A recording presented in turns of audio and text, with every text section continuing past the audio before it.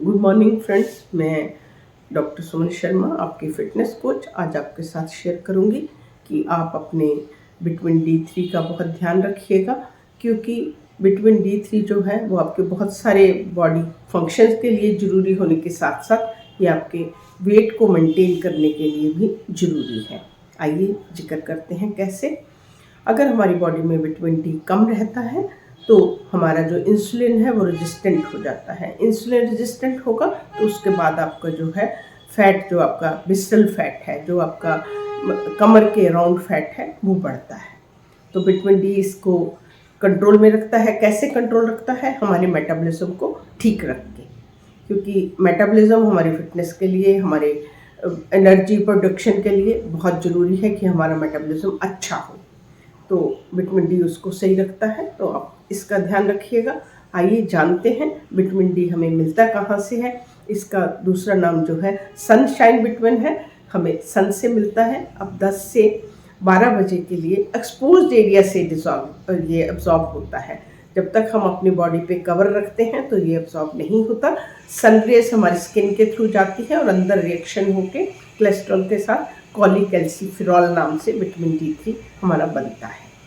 उसके बाद D2 भी होता है, जिसे हम अर्गो कैल्सिफेरॉल बोलते हैं, जो कि हमें खाने की चीज़ों में मिलता है, जैसे ट्यूना फिश है, एग्स हैं, उनमें मिलता है। और फोर्टिफाइड फूड्स जो होते हैं उसमें हमें विटामिन D3 एंड D2 दोनों मिलते हैं। इसका कितनी आपको डेली रिक्वायरमेंट है? अगर आप एडल्ट हैं तो आपको 20 नैनोग्राम डेली चाहिए, और अगर आप ओल्डर हैं, मोर देन 50 हैं, तो आपको 30 नैनोग्राम पर डे चाहिए। कमी किन लोगों में होती है? जिनके माल न्यूट्रिशन है, जिनको सन एक्सपोज नहीं है, ऐसे एरिया में रहते हैं जहाँ सन कम होता है, जब खाने में वो फोर्टिफाइड फूड्स नहीं लेते, माल न्यूट्रिशन वाले लोगों को कम होता है। जिन लोगों को लिवर या किडनी की कोई डिसीज़ है उनमें कम होगा, या जो लोग मोटे हैं। जैसा कि मैंने जिक्र किया कि विटामिन D3 हमारी ओबेसिटी को कम करता है। मेनली हमारा जो फैट हमारी कमर के अराउंड, जिसे हम विसरल ओबेसिटी बोलते हैं, जिसे हम तोंद बोलते हैं, ये उसको कम करता है। ऐसा स्टडी में पाया गया, 2 ग्रुप लिए उन्होंने। एक ग्रुप को फोर्टिफाइड विटामिन D3 का जूस, ऑरेंज जूस दिया गया, और एक ग्रुप को प्लेन ऑरेंज जूस दिया गया। आफ्टर 12 वीक्स जो स्टडी में पाया गया, जिन लोगों ने फोर्टिफाइड ऑरेंज जूस लिया उनकी जो कमर के अराउंड फैट था वो ज़्यादा कम हुआ कंपैरिजन में जिन्होंने प्लेन जूस लिया था। तो ये हमारे वेट रिड्यूस कराने में मदद करता है, क्योंकि ये हमारे मेटाबॉलिज्म को हाई रखता है। कोई भी चीज़ जो हमारे मेटाबॉलिज्म को अच्छा रखेगी, हमारी अच्छी एनर्जी प्रोड्यूस होगी, तो हमारे फैट का मेटाबॉलिज्म डाउन रहेगा, और हमारी इंसुलिन रेजिस्टेंट नहीं होगी तो हमें शुगर नहीं होगा, हमें मोटापा नहीं आएगा। ये सब चीज़ें जो है वो हमारे साथ साथ चलेगी। उसके बाद फ्रेंड्स, मैं दूसरी बात करती हूँ कि जो हमें बार बार हेडेक्स होती हैं, जिसको हम टेंशन हेडेक बोल सकते हैं, एपिसोड हेडेक बोल सकते हैं, माइग्रेन हेडेक बोल सकते हैं, हमारा सब कुछ जांच हो गया, फिर भी अगर हमें हेडेक होती है तो हमें एक बार इस तरफ भी देखना चाहिए कि कहीं हमारा विटामिन डी कम तो नहीं है। स्टडीज़ में ऐसा पाया गया, जिन लोगों को सब कुछ चेक हो के खाली माइग्रेन हेडेक्स थी उनको चेक किया, और एक दूसरे ग्रुप को चेक किया, तो जिन लोगों को माइग्रेन हेडेक थी उनमें विटामिन डी कम पाया गया। तो ऐसा भी देखा जाता है कि अगर आपको ऐसी हेडेक्स हैं जिसका कोई और कारण आपको नहीं नज़र आता, तो आप ज़रूर अपना विटामिन D3 चेक कराएं। इसका ब्लड से टेस्ट होता है, और बहुत आम इसका जो जांच है हर जगह अवेलेबल है। अगर आपका कम है तो आप अपने डॉक्टर से ज़रूर मिलिएगा। आपको मैं बताती हूँ कि कैसे ये हमारा विटामिन D3 काम कैसे करता है। विटामिन D3 जो है वो आपको कैल्शियम की अब्जॉर्प्शन के लिए बहुत ज़रूरी है, और ये फैट सॉल्युबल विटामिन है, तो आपको हमेशा इसको खाने का तरीका तब रखिएगा जब आपके बॉडी के अंदर फैट हो।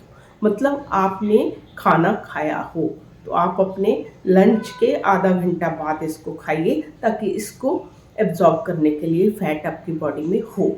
नहीं तो ये एब्जॉर्ब ही नहीं होगा, हम ले रहे हैं पर इसका हमें इफेक्ट नहीं आएगा।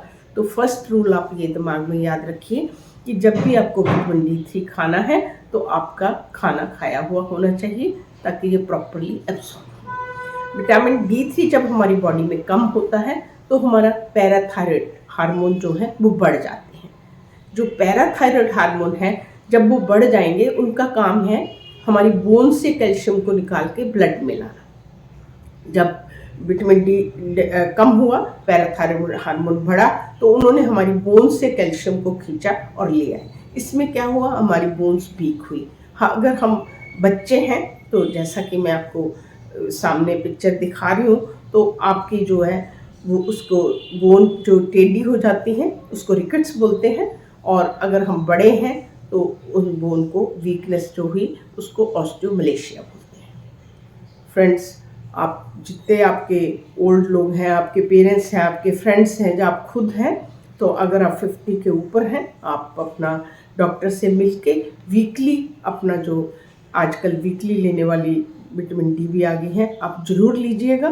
क्योंकि ऐसा माना गया है कि जो हमारी गिरने की दर है, जो हमारी फॉल की दर है, जिसके बाद हमें फ्रैक्चर होते हैं, हम गिर जाते हैं, लाइफ मिजरेबल हो जाती है, आफ्टर 60 4 टाइम ज़्यादा है, और आफ्टर 70 ईयर्स 6 टाइम ज़्यादा है, और आफ्टर 80 8 टाइम ज़्यादा है। तो अगर हम 60 क्रॉस कर रहे हैं, हमें बहुत अपनी लाइफ का ध्यान रखना कि हम गिरे ना, और इसी के लिए आपको विटामिन D3, ताकि आपकी बोन स्ट्रॉन्ग रहें, कि आपको कि कोई गिरने का बहाना ना मिले, लचक ना जाए, या कोई दिक्कत ना हो। तो इस तरीके से आप विटामिन D3 का ज़रूर सेवन करें। इसी के साथ फ्रेंड्स, मैं आपसे विदा लेती हूँ।